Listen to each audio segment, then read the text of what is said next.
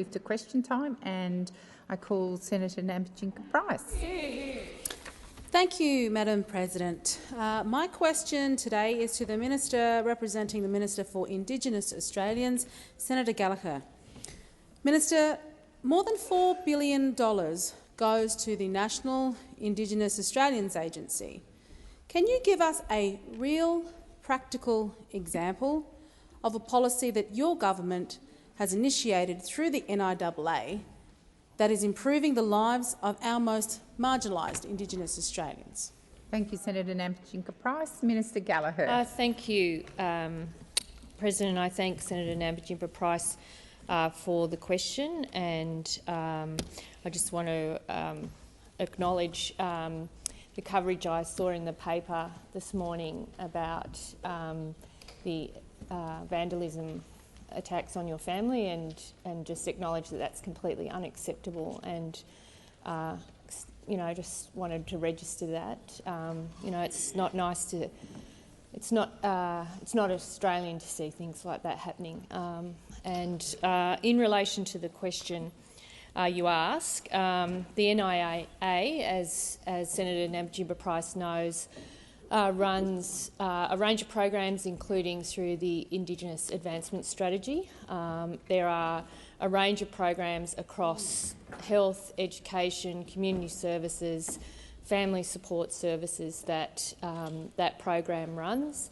In addition to that, there are a range of programs that we're currently consulting with First Nations communities around some of the packages that we announced earlier through the October budget and the budget that we've just had, around making sure that we are putting in place new programs that have support of the local community. But I am happy to provide a list of those programs to Senator Nampijinka-Price. I accept there are significant amounts of public dollars going into this part of government service delivery, and it's always important to know and expect that we are getting good value for those public funds that are going, which is why I think some of the outcomes of the audit into that program by ANAO are important to implement. Thank you, Minister. Senator Nampijinka-Price, first supplementary. Thank you, Madam President. Minister, the Australian National Audit Office said that the Northern Land Council is not fully implementing its fraud and corruption policy, and the Central Land Council's fraud control arrangements fall short of the minimum requirements. How can the government reassure the Australian taxpayer that their hard-earned dollars are not being wasted or misused, rather than improving the lives of our most marginalised Indigenous Australians? Thank you, Senator Nampijinka-Price. Minister Gallagher. Thank you for the question. I think one thing is very clear from the discussion and debates that we've been having in the lead up to the referendum, is that Australians want to ensure there is a better future and drive better outcomes across First Nations communities, and that is a key priority for this government. I would say the Audit Office report, which the NIAA has accepted all 7 recommendations from it, covered a period of time, I think, from 2020 to 2021, the recommendations were fully accepted by NIAA about ensuring that there was a focus on compliance and fraud prevention, and I have no doubt that they are doing that, and I would expect that they would be ready and available to discuss these estimates when they appear next week. But it is important, and that's why we have audits, and that's why we have the Audit Office that's doing that work and highlighting those deficiencies where they exist. Thank you, Senator Gallagher. Senator Nampijinka-Price, second supplementary. Thank you. On October 4, you wrote in the Financial Review that the current approach simply is not delivering value for money. Given you refuse to commit to an audit of spending on Indigenous programs to ensure that taxpayer money is being spent appropriately and getting to communities that need it most, can you guarantee that every taxpayer dollar is being used as efficiently as possible? Thank you, Senator Nampijinga-Price. Minister Gallagher. Thank you. And I thank Senator Nampijinga-Price for the question. And the point I was making in that opinion piece was that whilst we were making appropriate investments, as each government has, governments of all political persuasions have, the outcomes that we aren't seeing the improvement in outcomes, and that's the point I was making. And we had been arguing that the voice was a mechanism to change that the status quo wasn't working, and that by listening and working and taking advice from First Nations people through a voice, that we would be able to improve on those outcomes through the process that the voice would allow. Now, as the referendum's been held, we respect the outcome of that referendum. We will continue to listen and to work on, and we'll use the Central Australian Strategy, the work that Minister Burney is doing through that, as a model of how to ensure that we are getting better outcomes for the money that's being invested in First Nations communities. Thank you, Minister. Senator White.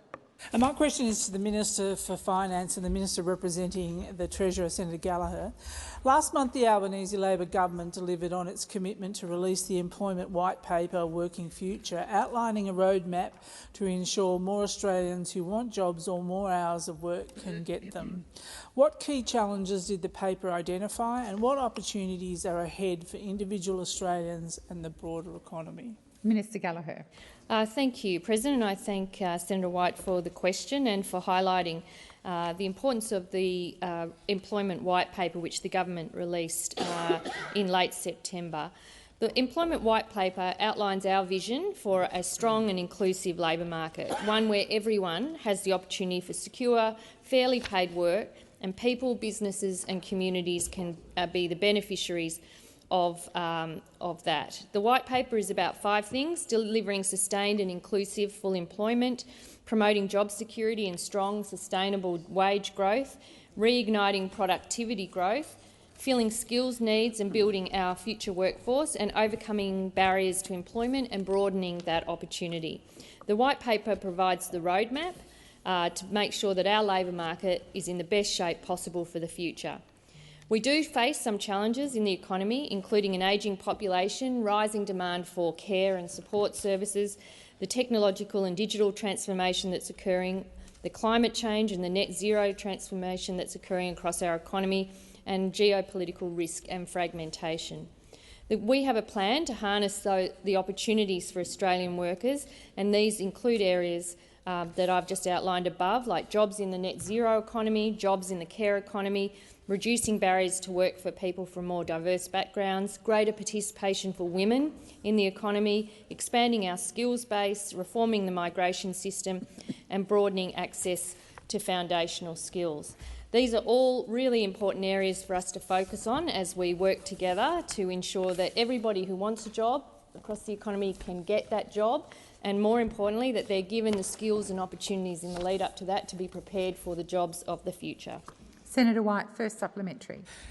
Minister, National Cabinet met yesterday and endorsed the new National Skills Agreement, which reflects much of the thinking in the Employment White Paper.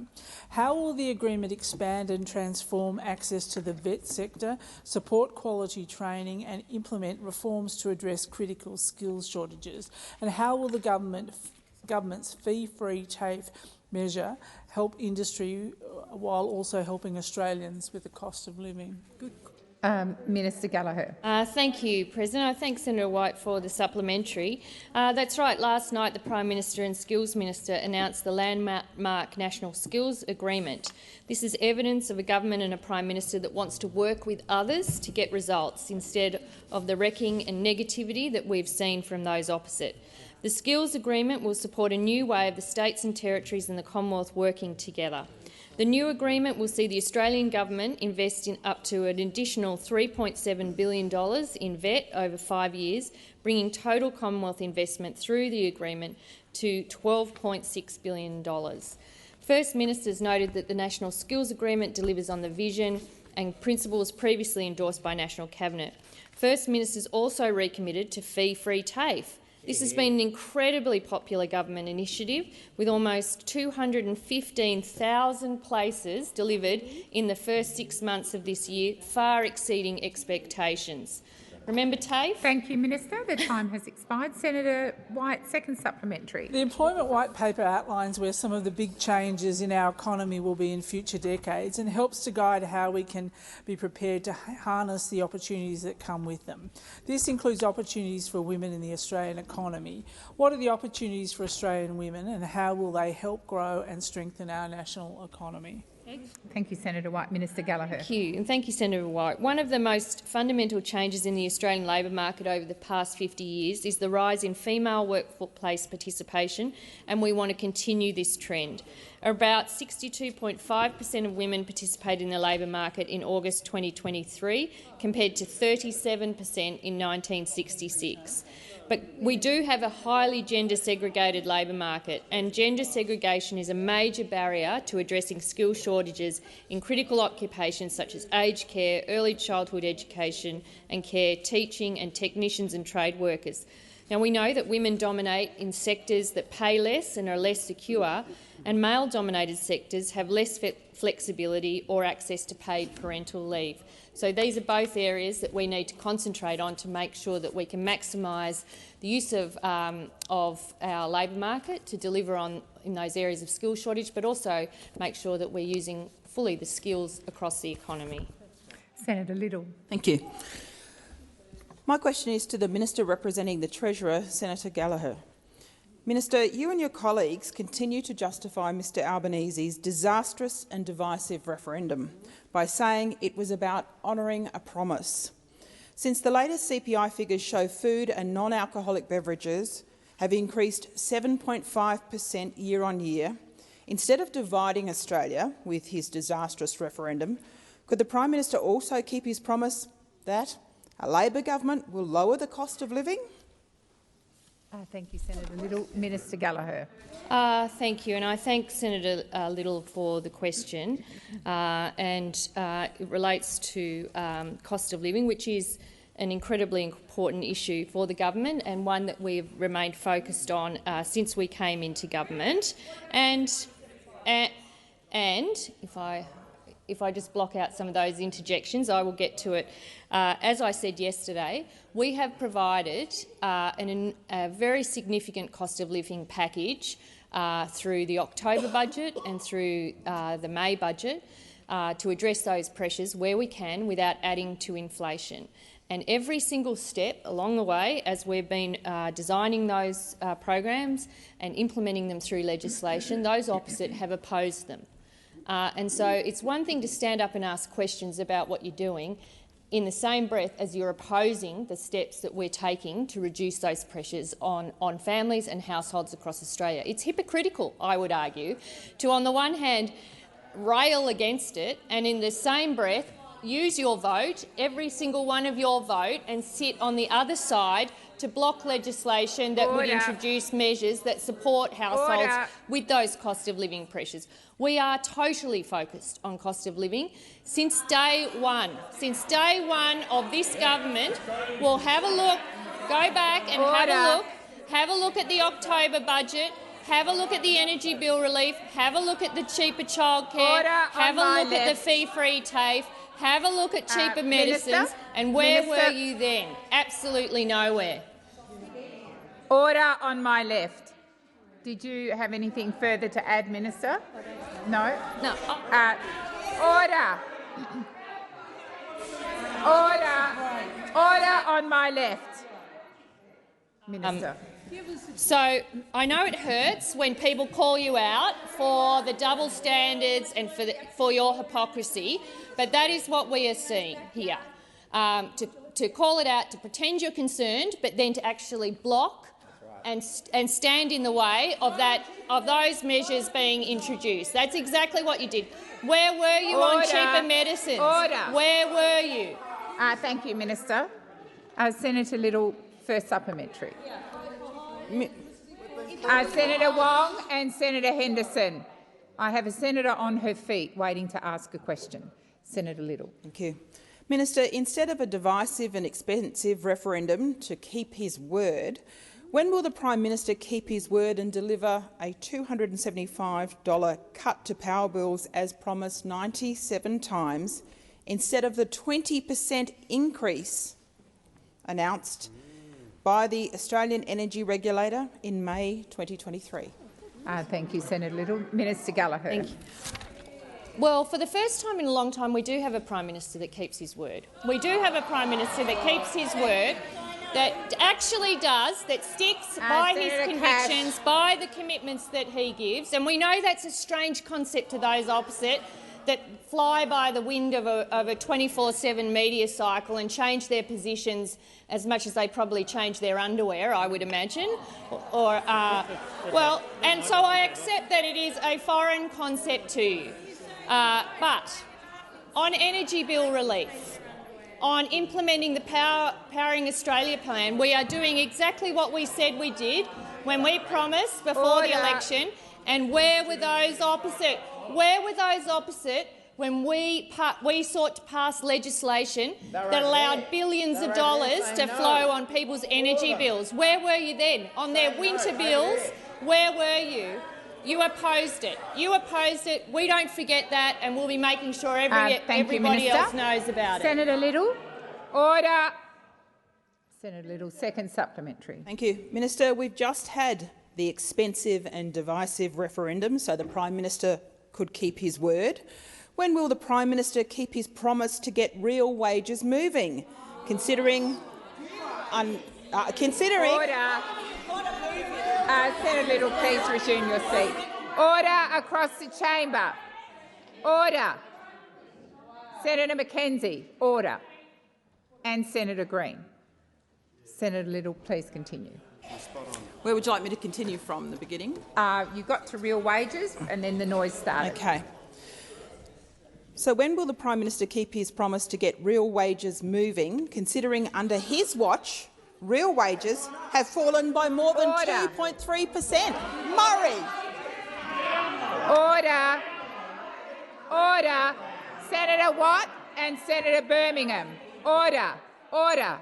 Neither of you have the call. I'm about to give the call to the Minister. I would like there to be silence in the chamber. Minister Gallagher. Thank you, and I thank Senator Little for the question. I feel that whoever wrote that didn't really have your best interests at heart, Senator Little, when they put that together. When you had spent a decade keeping wages down, that is what you did, to ensure that working people never ever got ahead. Order. Order.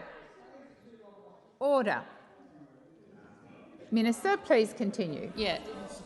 When you had a whole section in your minimum wage case submission that had the headline, "The Importance of Low Wages." I mean, that is your record. Wages stagnating, never ever supported a minimum wage increase. What did you do on aged care? What did you do? Sorry, Senator Hughes, I can't hear you because you did nothing. You did nothing. Minister, please resume your seat. Senator Hughes, I have called Senator Hughes. Senator Hughes, third time. I've called you twice. I called the chamber to order, and you were yelling across the chamber. Don't answer back. I'm calling for order, and it is disrespectful to continue to call out after I have called for order. Minister, please continue. Thank you. Wages are growing for the first time in a decade because you have a government that supports working people getting wage increases, that support minimum wage increases, that support aged care workers getting an increase, and that is why we are seeing those wages move for the first time in a decade. Senator Rice. Mr President, my question is to the Minister representing the Minister for Employment and Workplace Relations, Minister Watt. This week is Anti-Poverty Week, a week to raise awareness and take action to eradicate poverty. Right now, there are millions of people on income support living below the poverty line who are forced to complete mutual obligations or risk losing their income. Recently, The Guardian reported that a taxpayer-funded course run by Wise Employment, one of Australia's biggest employment service providers, gives job seekers instructions on how to shower properly and asks them in a questionnaire if the reason they are unemployed is because they are overweight or lazy. Minister, do you think it's acceptable that people surviving on less than $54 a day are forced to fulfil these degrading and pointless activities or risk their payments being suspended? Thank you, Senator Rice. Minister Watt. Thank you, President, and thank you, Senator Rice. I'm obviously not aware of the details of that particular example that you've cited, but as you are aware, Minister Burke has expressed concern about the program which you're referring to that provides funding through those sorts of agencies. And as I know you're aware, there is an inquiry underway into that agency, not being the minister directly. I think it's Workforce Australia, the work that agency does. But of course we believe that everyone in Australia should be treated with respect, whether they be someone in work or someone seeking work. And I would be concerned about anything that a particular agency may be doing that doesn't treat people with that level of respect. More broadly, the issue of poverty is again something that the Albanese government is not just concerned about but is taking action to seek to address. We provided in the most recent budget an increase in rent assistance, Commonwealth rent assistance, which I think was the first time in an extremely long time that any Australian government had provided increased rent assistance. Senator Gallagher has talked about the action that this government has taken to lift wages, which of course doesn't directly apply to those out of work, but certainly for low-income Australians, those increases in wages have provided some relief. And of course, in addition, we've provided additional relief for energy prices. We've provided a massive investment in social housing, which of course is predominantly used by those on low incomes. So there's a range of ways in which the Albanese government is taking action to assist those most disadvantaged within our community. And I look forward, and I'm sure Minister Burke looks forward to seeing the recommendations of the inquiry about how we can make changes to Workforce Australia so that it does fulfil the objectives that it was originally designed for. Thank you, Minister. Senator Rice, first supplementary. Thanks, Minister. Wise Employment is among dozens of privatised job agencies contracted by the federal government to run the $500 million employability skills training to allegedly help job seekers become job ready by providing intensive pre-employment training.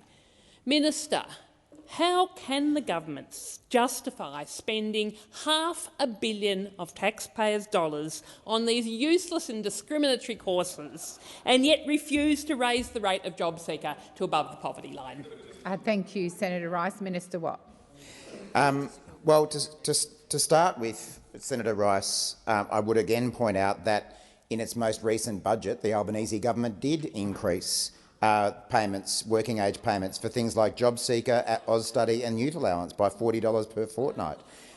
So that was something that was necessary, especially to assist people who are out of work and students with cost of living challenges. And as I've said, that in addition we provided increased rent assistance and all of the other things that I was talking about. As you know, Senator Rice, some of the challenges that we face in terms of Workforce Australia and the programs and agencies that are funded through it is that the former government entered into billions of dollars of contracts with these private sector agencies on the eve of the last election, and that is something that can't be undone overnight. But we are undertaking that inquiry, led by the member for Bruce, Julian Hill, and we look forward to recommendations being received so that we can take action. Thank you, Minister. Senator Rice, second supplementary. Thanks, President. Over the past year, we've heard evidence from unemployed advocates, income support recipients and employment providers that mutual obligations are punitive and counterproductive. In fact, Wise Employment itself said in its submission to the Workforce Australia inquiry that removing these measures from the system would improve engagement from job seekers. Minister, I know you said it can't be done overnight, but given this mounting evidence that mutual obligations hinder rather than help people on income support, what is the rationale for maintaining this harmful system? Minister Watt. Thank you, President, and thank you to Senator Rice. I recall discussing or debating this issue with you at a previous Senate estimates hearing, and the Albanese government does support the concept of mutual obligation. However, we do not support it being undertaken in the punitive manner that the system has built into it after 10 years of coalition government. We do think that it is right that those in receipt of public support, public benefits, that there is some obligation on them to seek employment and to undertake the issues that are needed to seek employment.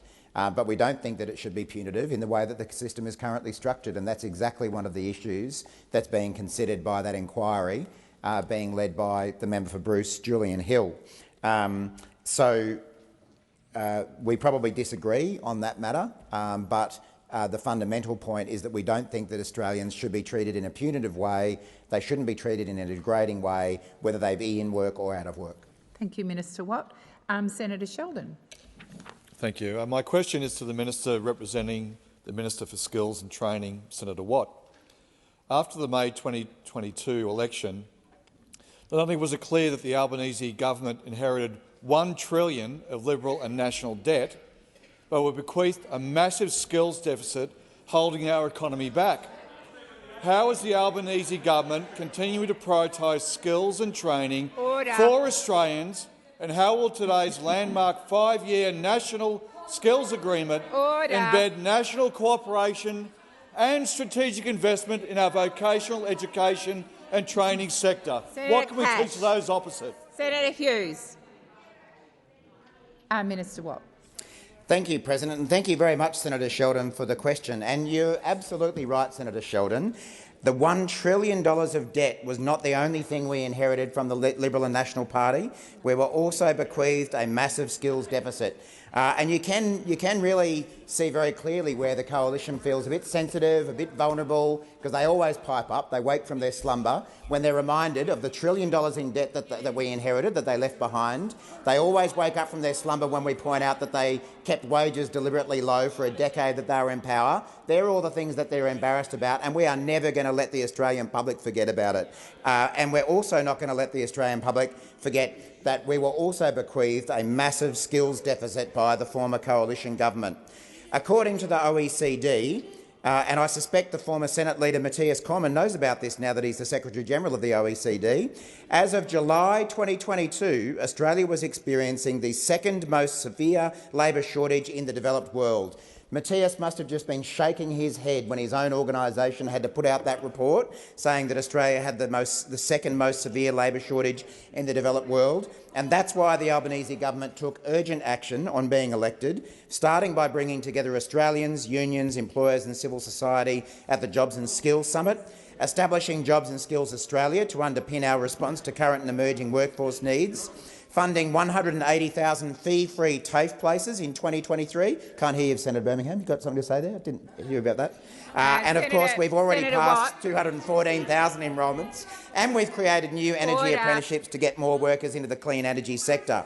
Today, we've taken the next step, with the Albanese government announcing an historic agreement with every state and territory to boost investment in the Australian vet sector over the next 5 years. We're prepared to invest $12.6 billion, including an additional $3.7 billion, to expand and transform access to the vet sector and give Australia the skills it needs. Thank you, Minister. Time for answering has expired. Senator Sheldon, first supplementary.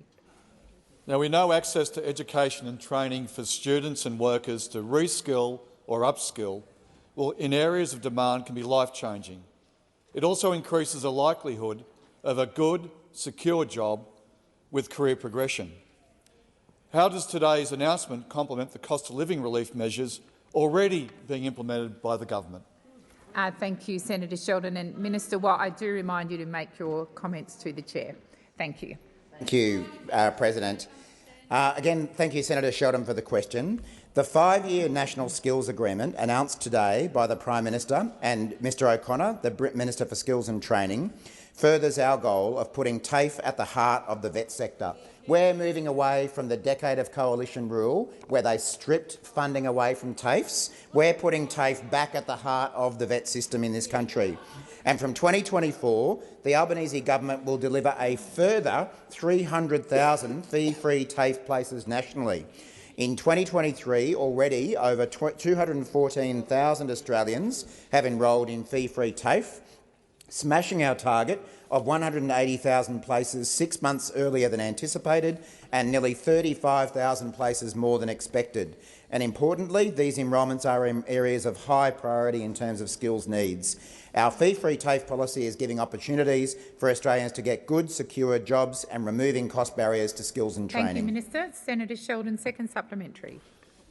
Minister, the TAFE sector has endured periods of underfunding, impacts of deregulation, loose rules of vet market entry, a lack of national cohesion, and an obsession for competition at the expense of collaboration. What lessons have we learned from the past, and what has been the response to our skills policies, including those providing important cost of living relief? Thank you, Senator Sheldon. Minister Watt. Thank you, President. Thank you, Senator Sheldon. Well, I guess the main lesson we've learnt from the past is that if you want a well-funded training system in this country that meets the country's skill needs, you cannot have a coalition government, because we saw the legacy of that 10 years of underfunding and decay in the form of massive skill shortages and holding Australians back.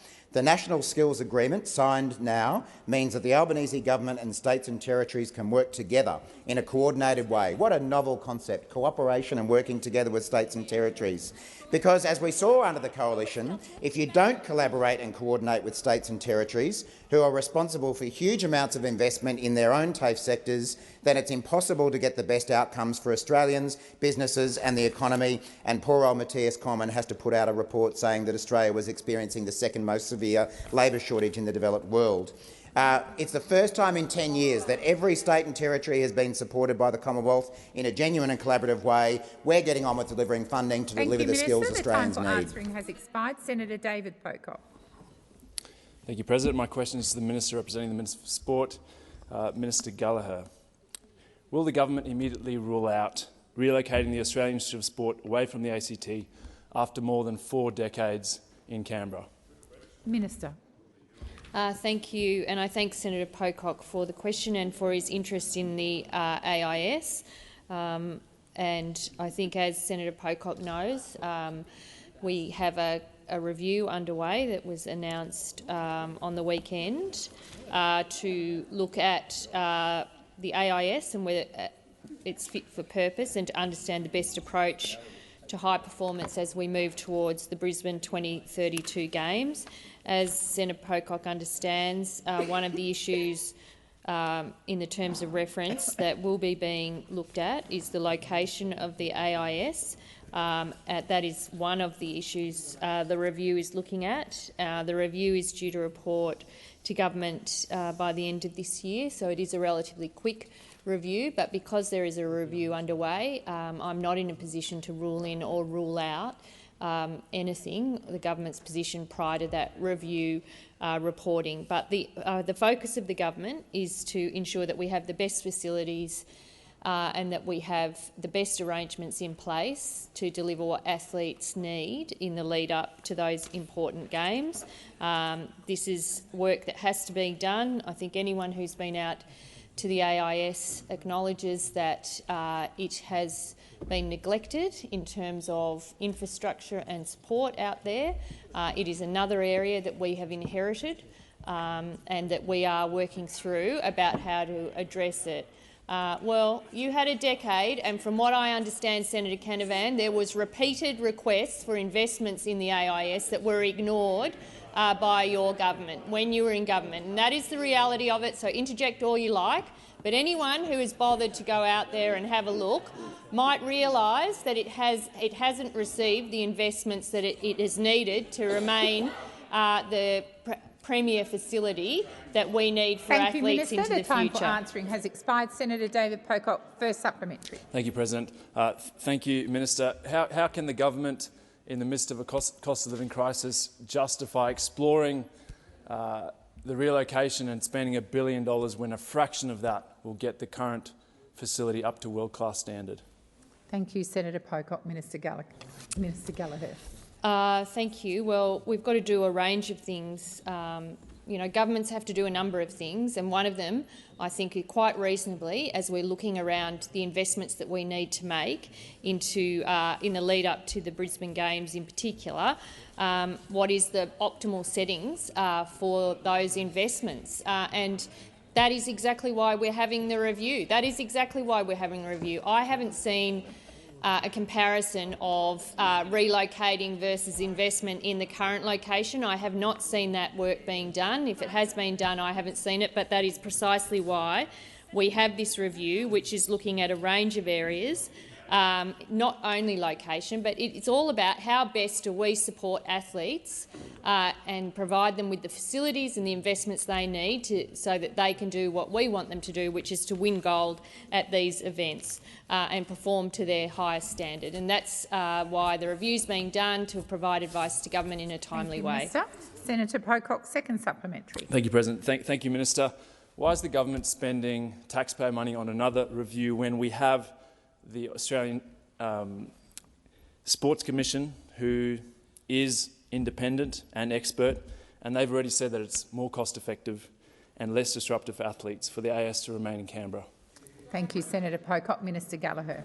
Well, I understand that the ASC had done a master plan of the site and had costed that for the former government, and that it had gone to the government in way of budget submission and had not been supported. So I understood that work had been done. I wasn't aware that a broader review, as is outlined in the review that we are having Ms Flaherty and Ms Smith perform, has been undertaken. So I think let's do it. Let's do it. It's a good thing to do. It's going to report within a matter of months. It will provide advice to government, and then we can work our way forward and address some of the deficiencies that those opposite have left us with, which is an AIS that has lacked the investment it's needed to put ourselves and our athletes and our national teams in the position that they need to be in for the upcoming games. Thank you, Minister. Senator Van. Thank you, President. My question is to the Minister representing the Defence Minister, Minister Wong. My question is regarding Land 400 Phase 3 Bravo.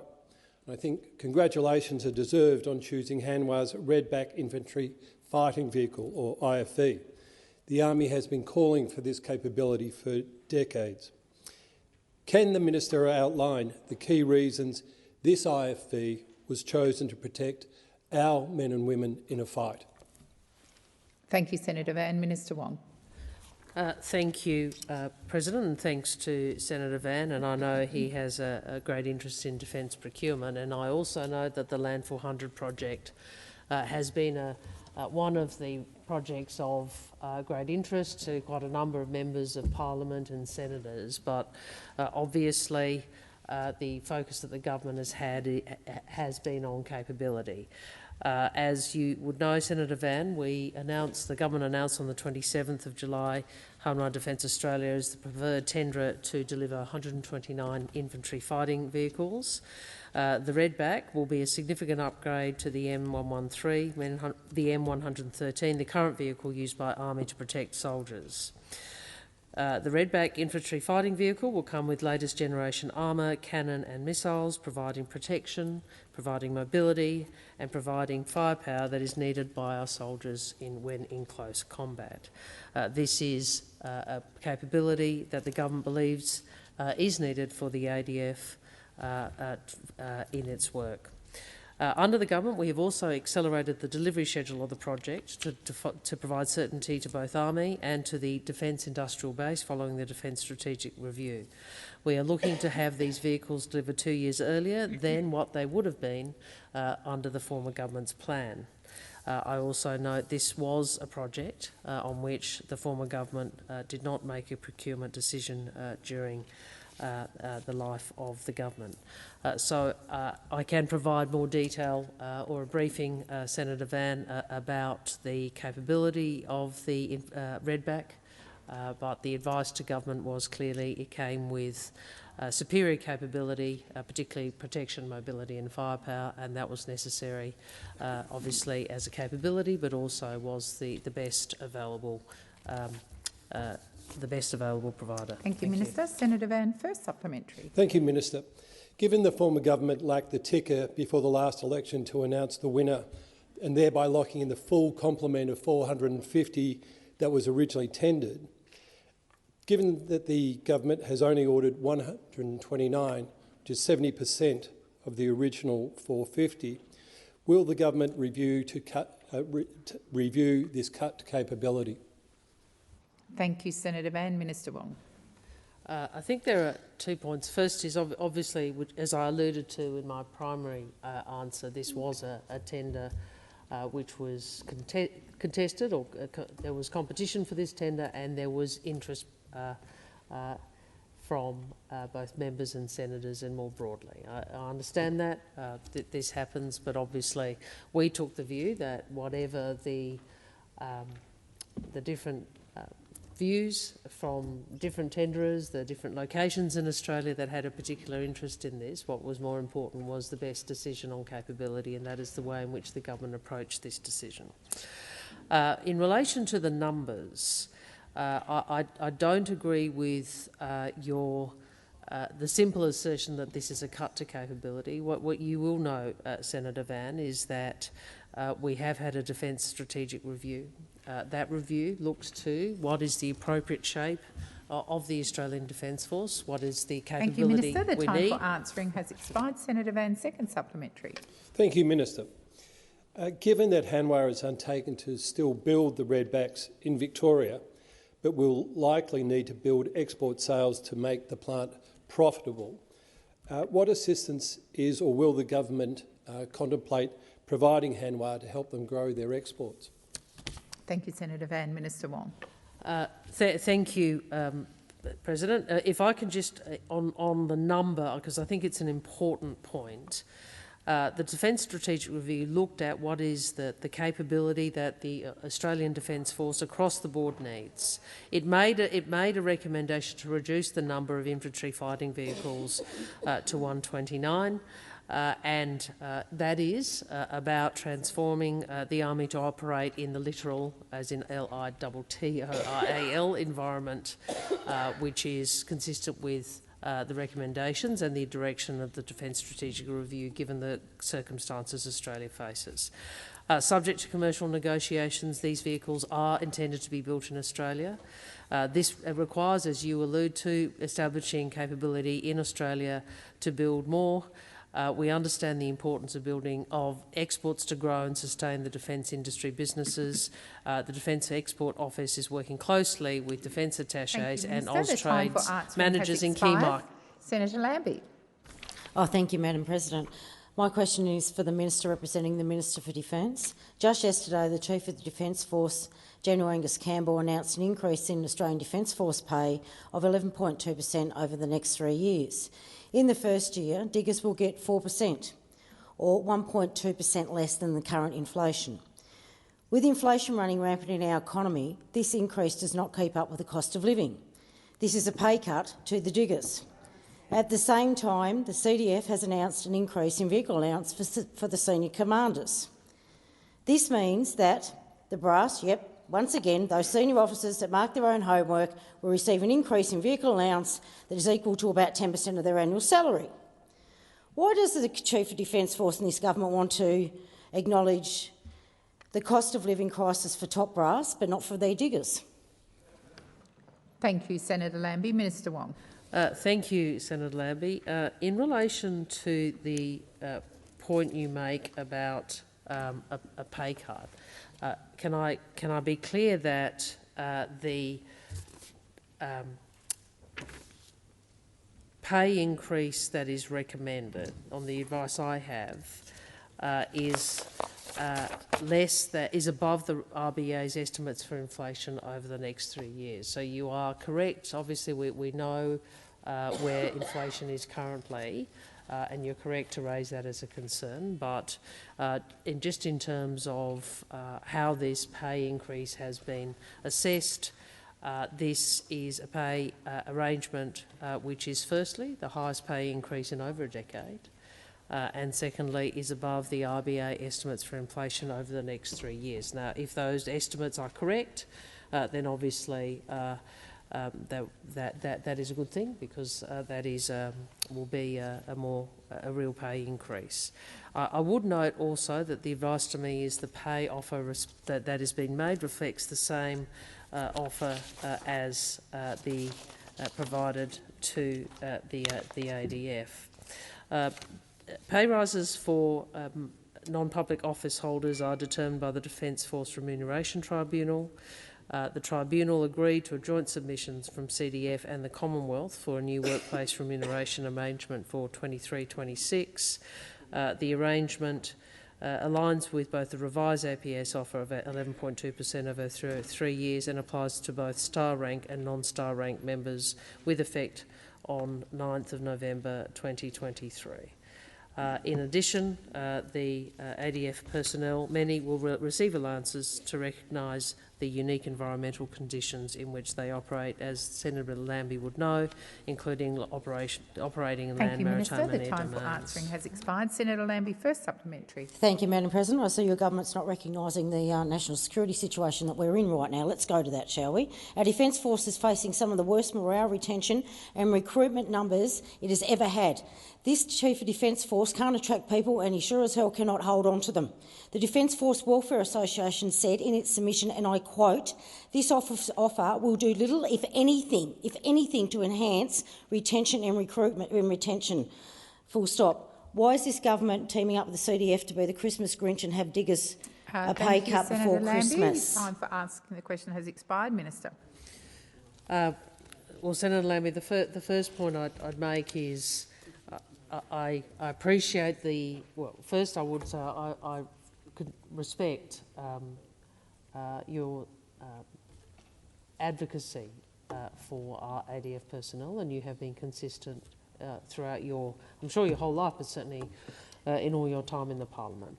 Second is for, I disagree with your assertion as to a pay cut. I understand why you put it, but I refer to my earlier answer about this pay increase, and it is a pay increase, is calculated above excuse me, the inflation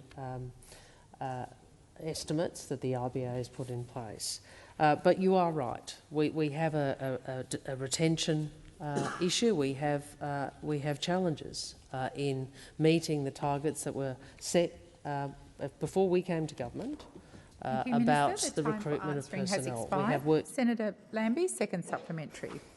Way back in 2014, the then Prime Minister Abbott used the ADF as a stick to keep APS pay below inflation. He said, and I quote, "I would be very surprised if anyone in the Commonwealth public sector receives more than is received by Defence Forces," end quote.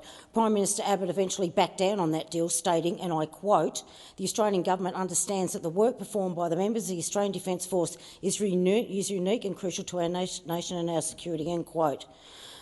Which Tony Abbott does this government want to be, Carrot Tony or Stick Tony? Thank you, Senator Lambie. Minister Wong.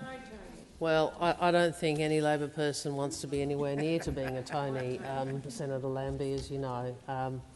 And most of us do remember the 2014 budget.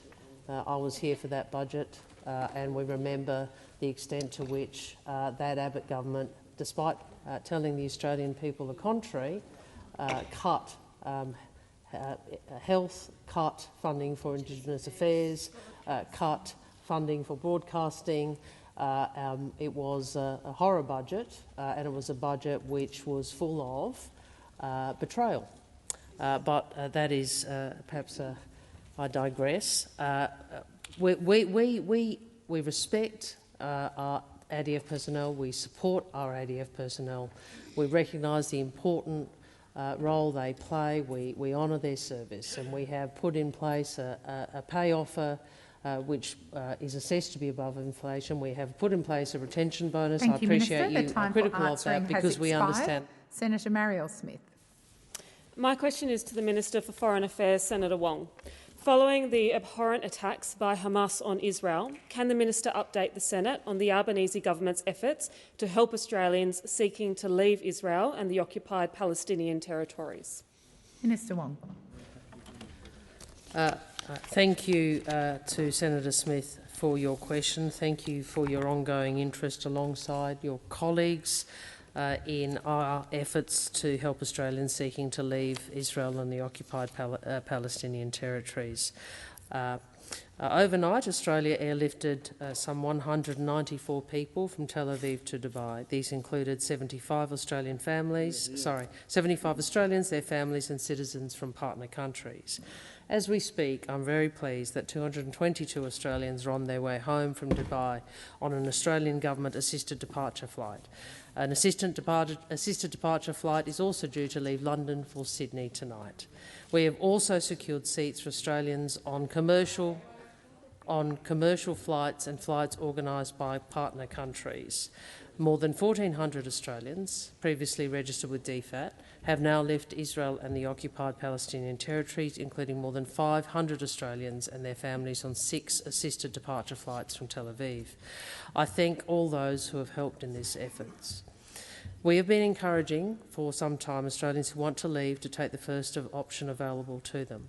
I will be clear, we have seen a lot of spare seats on flights for 2 days in a row. And we have people who have indicated they wish to fly who did not seek to fly. At this stage, we have no further flights from Tel Aviv scheduled, but we will continue to assess need. I want to be clear, my department is communicating directly with registered Australians and we will notify with any updates. I can also advise the Senate that Minister Watt has given approval for the National Emergency Management Agency to activate the AusRecept plan. This will include coordination between federal, state and territory governments to support the reception of people arriving in Australia through assisted departures, helping connect people with homes, families, providing community support and government support where required. The time for answering has expired. Senator Marielle Smith, first supplementary. Thank you, Minister, for that update. Reports indicate there continues to be extreme difficulty in helping foreign nationals leave Gaza. Can the Minister update the Senate on these efforts? Minister Wong. Thank you. I think we all know that there is a very dire humanitarian situation in Gaza, and the situation for Australians in Gaza and their families at home is deeply distressing. DFAT is in direct contact with now 45 Australians who are seeking to leave Gaza and is keeping them updated. I want to assure everyone that through my own engagement, the engagement of officials, including in the region, we are doing all we can to support the work of the United States, of Egypt, and others to make the Rafah border crossing open for humanitarian purposes, including the passage of civilians. Regrettably, efforts to secure passage have not yet been successful despite many attempts. We are already planning accommodation and onward travel for Australians in Gaza if safe passage through Rafah crossing is secured. I welcome Secretary Blinken's update this morning. Thank you, Minister. The time for answering has expired. Senator Marielle Smith, second supplementary. Can the Minister outline to the Senate how Australia and the Pacific Island family have been supporting each other in helping citizens seeking to leave Israel and the occupied Palestinian territories? Minister. Thank you, Senator Smith. If I may just update the Senate first on Secretary Blinken's statement this morning that the US and Israel are developing a plan to enable humanitarian aid to reach civilians in Gaza, including the possibility of creating areas to help keep civilians out of harm's way. We support these efforts. As Senator Smith indicated, we have seen the Pacific family working together in this crisis. Prime Minister Rambuka and I met today, as he is here on this guest of government visit. I thanked him personally for Fiji flying 13 Australians from Israel earlier this week. Can I indicate to the Senate the Australian government has now flown 96 people from Pacific Island nations on assisted departure flights from Tel Aviv overnight. We flew 96 overnight. This brings the total number to 135 citizens from Fiji, Solomon Islands, Vanuatu and Samoa. This is what family can do together. Thank you, Minister. Senator Colbeck. Thank you, President. My question is to the Minister representing the Prime Minister, Senator Wong. Just prior to the election, the now Prime Minister posted a photograph of unleaded petrol advertised in Canberra at $1.75.9 per litre. He commented, "Who remembers when petrol was under $1 a litre?" Minister, since you came to government, can you remember the last time unleaded petrol, on average, cost less than $2 a litre? Thank you, Senator Colbeck. Minister Wong.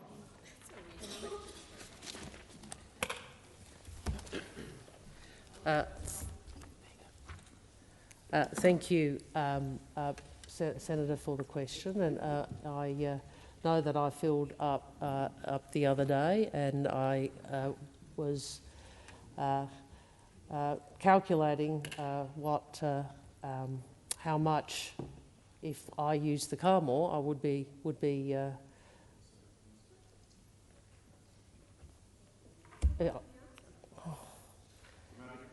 No, I'm just waiting for Senator Cash to finish. Order. When Senator Cash finishes talking at me, I might get to answer. I was calculating because obviously I'm not in town much, and I've filled out car, which is my mum's actually, which I now have, and I was thinking this reflects what we know, which is people are hurting, and fuel is much higher than we would all like. But as you know, fuel is set by the global markets. Fuel is set by the global markets, and you would know. Order. You would know. Anthony Albanese didn't know that. Well, Order. you would know that petrol prices are set by global markets. What we can do is do something about getting wages moving again. What we can do is deliver cost of living relief through cheaper medicines. What we can do is deliver energy price relief. I'm asked a cost of living question by a party that opposes cheaper medicines, a party that wants higher energy prices, and a party that opposes cheaper childcare. So this is the party that pretends they care about Australians' cost of living. Minister Wong. Minister Wong. Minister Wong, please resume your seat. Senator Colbeck. Thank you, President. Point of order on direct relevance. The question was really quite specific about when the last time the cost of fuel on average in Australia was less than $2. There was a preamble, but I will remind Senator Wong of that part of your question. Minister. As I said, fuel prices are set by global markets. What we can ensure is that the ACCC monitors petrol, but the reality is the factors driving fuel prices are international benchmark price and the value of the Australian dollar. The last time I looked, it wasn't the Liberal Party's policy to fix the exchange rate. So what we can do is deliver cost of living relief, which those opposite reflexively oppose. Minister, please resume your seat. Senator Colbeck, first supplementary. Thank you, President.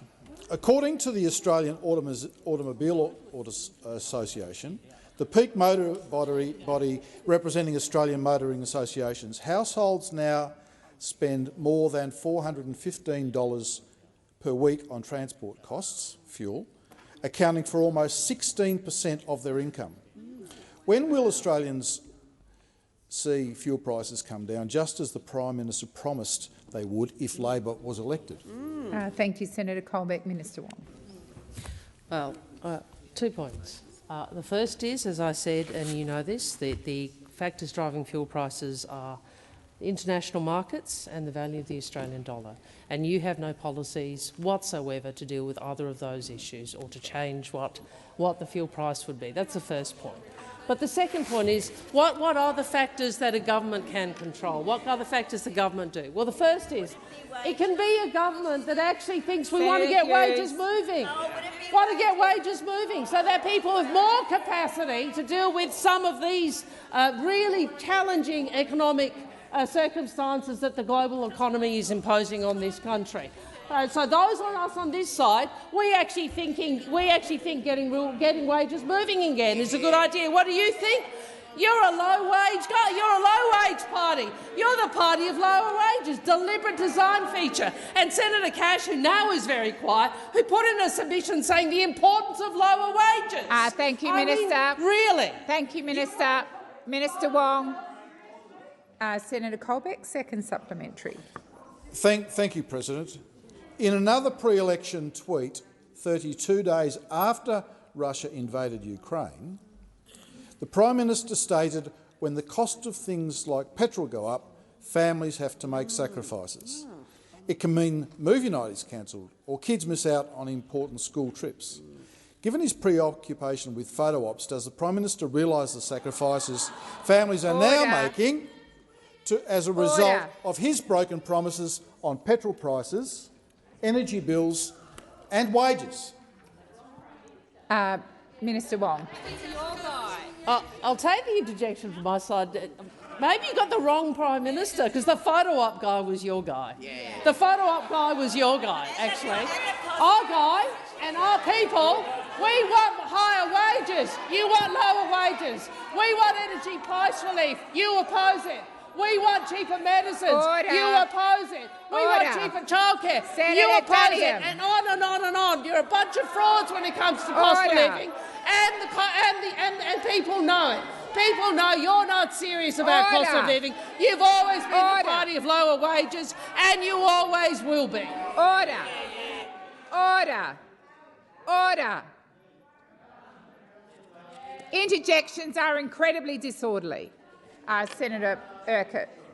Thank you, President. My question is to the Minister for Trade and Tourism, Senator Farrell.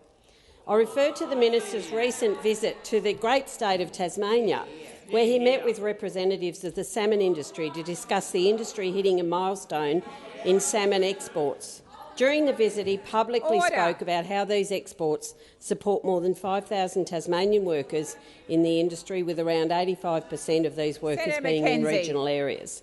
Can the Minister update the Senate on these discussions with the salmon industry and the significant levels of exports which are helping to support these critical Tasmanian jobs? Thank you, Senator Urquhart. Minister Farrell. Thank you, President. And can I thank Senator Urquhart for her question? And Senator Urquhart has a very well-deserved reputation as a champion for the over 5,000 Tasmanian workers in the salmon industry.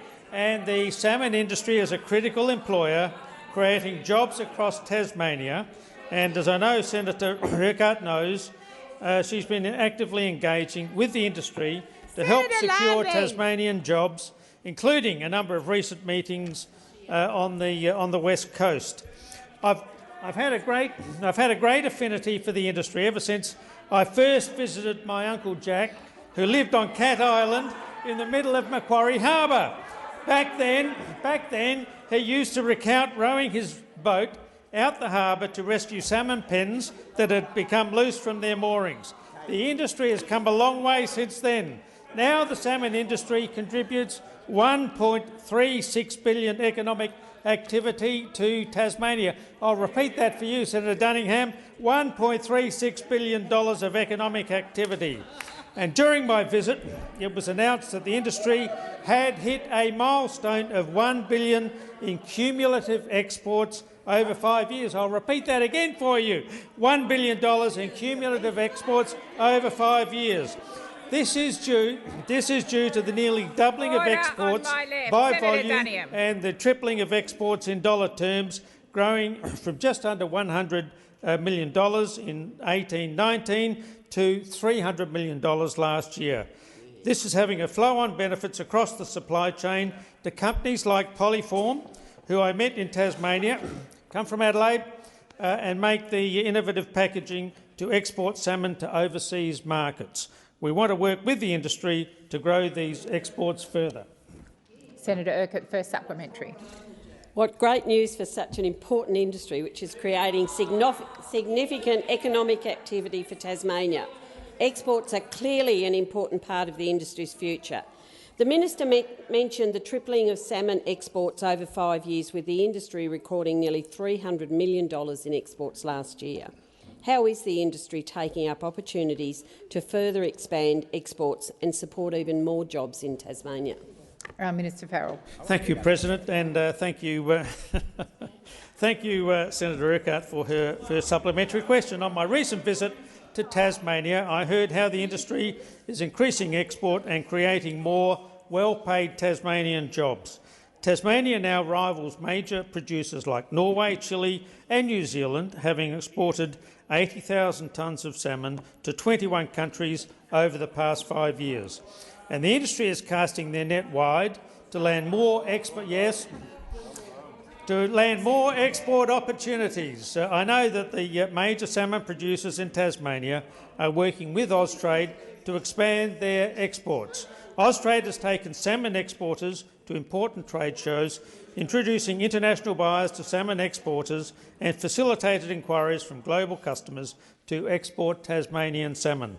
The salmon industry is expanding to new markets and have welcomed the government's approach to diversifying trade opportunities, Thank you, including Minister. by negotiating free trade agreements. Senator Urquhart. Thank you. The salmon industry is also benefiting from the Albanese government's trade diversification agenda. How is the work of our government supporting the industry to grow exports and deliver more of these well-paid jobs for Tasmania? Minister Farrell. Thank you, President, and thanks Senator Urquhart for her second supplementary question. The Albanese Labor government's trade diversification strategy is delivering Australian exporters, including the salmon industry. Salmon companies are taking up opportunities under the Albanese government's trade agreements with India, and exports to India commenced this year. Tassal, a fantastic Tasmanian company, Senator Dunn.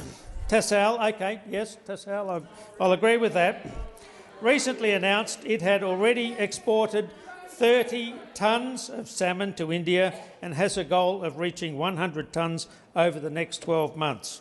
And these same companies will be looking to the Albanese government's Southeast Asia economic strategy and seeing even more opportunities to export high-quality salmon to consumers across the region. Labor's trade diversification strategy is growing exports in important sectors, and we want to see more exports because more exports mean more well-paid jobs. Senator Wong. Jobs, well-paid jobs is a good note to end on. I ask that further questions be placed on notice.